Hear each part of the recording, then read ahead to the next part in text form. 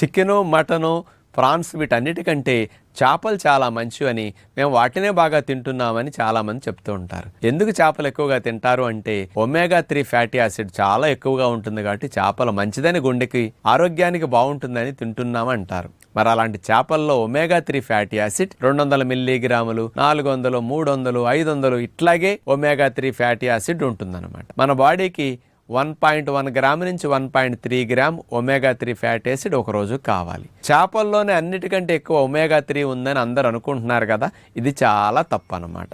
ఎంత తక్కువ అనేది మీకు తెలియాలి అంటే ఒమేగా 3 ఫ్యాటీ యాసిడ్ అనేది హెంప్ సీడ్స్, బాదం పప్పులు, అలాగే వాల్నట్స్, అవిసె గింజలు, ఫ్లాక్ సీడ్స్ వీటన్నిటిలో 8 గ్రాముల నుంచి 13 గ్రాముల మధ్యలో వీటన్నిటిలో ఉంటుందన్నమాట.